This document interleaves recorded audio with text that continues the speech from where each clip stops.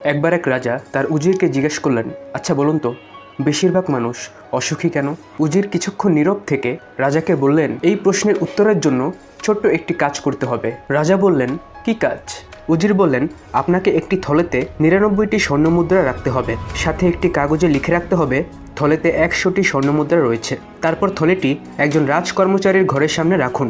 রাজকর্মচারী ঘুম থেকে উঠে সকালে দেখে ঘরের সামনে একটি থলে পড়ে আছে। থলেটা ঘরে নিয়ে খোলার পর স্বর্ণমুদ্রা গোনা শুরু করলেন। গুনে ৯৯টি স্বর্ণমুদ্রা পেলেন, কিন্তু কাগজে লিখে আছে ১০০টি স্বর্ণমুদ্রা।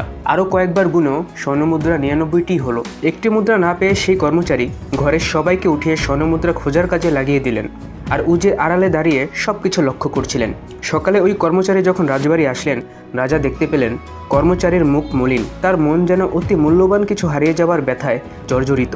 এবার উজির রাজাকে বললেন, রাজামশাই, ওই একটা জিনিসের জন্যই আমরা এত অসুখী। সৃষ্টিকর্তা আমাদের যত কিছুই দেন না কেন, সবই হচ্ছে ৯৯টি স্বর্ণমুদ্রার মতো। আমরা যেগুলো নিয়ে তুষ্ট থাকি না, ধন্যবাদ জ্ঞাপন করি না। সৃষ্টিকর্তা আমাদের কী দিয়েছেন সে হিসাব না করে আমরা শুধু অপ্রাপ্তি হিসাব দেখি। শিক্ষাটা হচ্ছে, যার যতটুকু আছে ততটুকু নিয়ে সন্তুষ্ট থাকা উচিত, তাহলে সুখী হওয়া যায়।